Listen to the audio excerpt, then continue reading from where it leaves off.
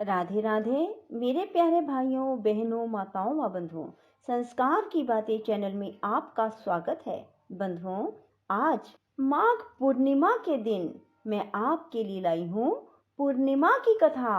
बंधुओं, जिसे सुनने मात्र से आपके जीवन में आपको पूर्ण सुख की प्राप्ति होगी। बंधुओं, यदि आपने हमारे चैनल को अब तक सब्सक्राइब नहीं किया तो जरूर करें और बेल आइकन दबाना ना भूलें, ताकि आपको हमारी आने वाली सभी वीडियोस की जानकारी सबसे पहले हो सके। बंधुओं, वीडियो को पूरी सुनने के बाद कमेंट बॉक्स में जय विष्णु भगवान जरूर लिखें। बोलो विष्णु भगवान की जय हो। किसी नगर में चंद्रहास नाम का एक राजा था। उसकी पत्नी का नाम कृतिका था और वही नगर में एक ब्राह्मण और ब्राह्मणी रहते थे। उनके यहाँ धन धान्य की कोई कमी नहीं थी, पर उनके कोई संतान नहीं थी। इस वजह से वे बहुत दुखी थे। एक समय एक तपस्वी उस नगरी में आया। वह तपस्वी उस ब्राह्मण के घर को छोड़कर सभी घरों से लेकर भोजन करता, पर वह रूपवती से भिक्षा नहीं लेता था। एक दिन जब तपस्वी ने किसी अन्य घर से भिक्षा ली और गंगा के किनारे जाकर प्रेम पूर्वक खाने लगा, तब धनेश्वर ने तपस्वी के सभी कार्यों को करते देखा और अपनी भिक्षा के अनादर को देखकर धनेश्वर तपस्वी से जाकर बोले, आप सभी घरों की भिक्षा लेते हैं, पर मेरे घर से भिक्षा क्यों नहीं लेते? तब तपस्वी ने कहा, जो निसंतान हो उसके घर की भिक्षा बड़ी पापदायिनी मानी जाती है। पतितों का अन्न खाने से मनुष्य आप भी पतित हो जाता है। क्योंकि तुम निसंतान हो, इसलिए मैं तुम्हारे घर की भिक्षा नहीं ले सकता। धनेश्वर ने तपस्वी के पैर पकड़ लिए और बोला, मुझे आप पुत्र प्राप्ति का उपाय बताइए। मेरे इस दुख को खत्म करें। आप मेरे दुख को खत्म करने में समर्थ हैं।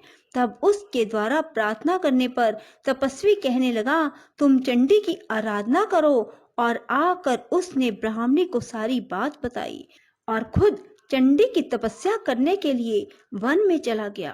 उसने चंडी की उपासना की, उपवास किया और 16वें दिन उसे चंडी ने दर्शन दिया और कहा कि तुम्हारे पुत्र होगा, पर वह 16 वर्ष का हो जाएगा तो मृत्यु को प्राप्त हो जाएगा। पर यदि तुम 32 पूर्णिमा का व्रत करोगे तो वह दीर्घायु प्राप्त करेगा। जितनी तुम्हारी समर्था हो उतने घी के दीपक बनाकर शिवलिंग के सामने जगाना, पर ऐसा 32 पूर्णिमा को ही करना। प्रातः काल होने पर इस स्थान पर तुम्हें एक आम का पेड़ दिखाई देगा। पेड़ पर चढ़कर एक आम तोड़ना और घर ले जाकर पत्नी को दे देना। अब वह स्वप्न से जागा और पत्नी को सारी बात बताई। स्नान करके पत्नी को खिलाना। प्रातः काल होने पर इस स्थान पर तुम्हें एक आम का पेड़ दिखाई देगा। पेड़ पर चढ़कर एक आम तोड़ना और घर ले जाकर पत्नी को सारी बात बताना और स्नान करके पत्नी को खिलाना। उसके संतान होगी। जब वह सवेरे उठा, उसने वहां एक आम के पेड़ को देखा और आम लगा देखा, पर वह आम तोड़ ना पाया क्योंकि आम बहुत ऊंचे लगा था। और गणेश जी से प्रार्थना करने लगा कि हे गणेश जी, मेरा कार्य सिद्ध करें और मैं अपना मनोरथ पूर्ण कर सकूं। गणेश जी की कृपा से धनेश्वर पेड़ पर चढ़ गया और उस फल को देखा। उसे महसूस हुआ कि ये तो वही वरदान वाला फल है, और उसने तोड़ा और पेड़ से नीचे उतर आया और फिर घर जाकर उसने अपनी पत्नी को दिया। 9वें महीने उसके पुत्र पैदा हुआ और पुत्र बहुत ही सुंदर और सुशील था। उसकी माता पिता ने 32 पूर्णमासी का व्रत करना शुरू कर दिया। 16वां वर्ष लगते ही माता पिता को चिंता होने लगी कि कहीं 16 वर्ष होने पर बेटे की मृत्यु तो नहीं हो जाएगी। इसलिए उन्होंने अपने मन में विचार किया कि ये घटना अगर उनके सामने घटित हुई तो क्या होगा। उन्होंने उस बच्चे के मामा को बुलवाया और कहा कि हमारी इच्छा है कि देवी दास को तुम 1 वर्ष के लिए काशी में ले जाकर विद्या ग्रहण करवाओ। उसे अकेला बिल्कुल नहीं छोड़ना, तुम सदा उसके साथ रहना। और इस तरह से उन्होंने अपने बेटे को 1 वर्ष के लिए काशी भेज दिया। किंतु यह बात मामा को नहीं बताई। धनेश्वर ने अपने पुत्र की मंगल कामना के लिए भगवती की आराधना शुरू कर दी और फिर 32 पूर्णिमा का व्रत पूरा कर लिया। कुछ दिनों के बाद मामा भांजा किसी गांव में ठहरे हुए थे। जिस धर्मशाला में वे ठहरे हुए थे वहां एक बारात ठहरी हुई थी। लगन के समय वर को कोई रोग हो गया। वर के पिता ने कुटुंबियों के साथ विचार विमर्श किया कि वह देवीदास को वर के रूप में ले जाते हैं और बाद में विवाह के अन्य काम अपने पुत्र के साथ करवा देंगे। वर का पिता देवीदास के पास गया और बोला, तुम थोड़ी देर के लिए अपने भांजे को हमें दे दो ताकि लगन का काम सुचारू रूप से हो सके। उसके मामा बोले, वर को जो मिले वो हमें देना, मेरा भांजा वर बन जाएगा।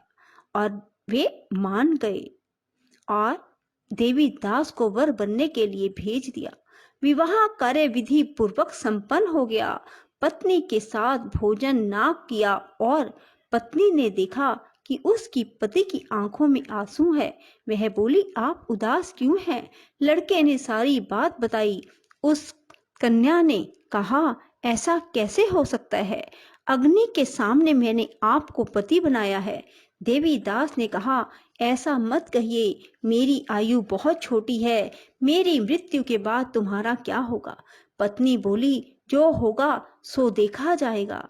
दोनों ने साथ में भोजन किया और सो गए। देवीदास ने जाने से पहले अपनी पत्नी को 3 नगों से जड़ी अंगूठी दी और एक रुमाल दिया और कहा कि इसे मेरा संकेत समझकर स्थिर चित्त हो जाओ। मेरा जन्म मरण जानने के लिए एक पुष्प वाटिका लगाओ और वहां नव मल्लिका लगाओ और उसे जल से सिंचित करती रहो। जिस दिन ये सूख जाए समझ लेना मेरे प्राणों का अंत हो गया, अर्थात मेरे प्राण निकल गए। जब ये फिर से हरे भरे हो जाएं तो समझ लेना मैं जीवित हो गया हूँ और इसे मेरा संकेत समझना। प्रातः काल होते ही विवाह कार्य संपन्न हुए तो कन्या ने अपने पिता से कहा, यह मेरा पति नहीं है, मेरा पति वही है जिसका रात्रि में मेरे साथ विवाह हुआ था। यदि यह मेरा पति है तो मुझे बताए कि रात्रि में हमारी क्या बातें हुई थी, इसने मुझे क्या दिया। ये बातें सुनकर वर कहता, मैं कुछ नहीं जानता। वह लज्जित होकर वहां से चला गया और बारात भी वापस लौट गई। मामा भांजा काशी विद्या अध्ययन के लिए चले गए और एक दिन काल से प्रेरित होकर एक सर्प देवीदास को काटने के लिए वहां पहुंचा।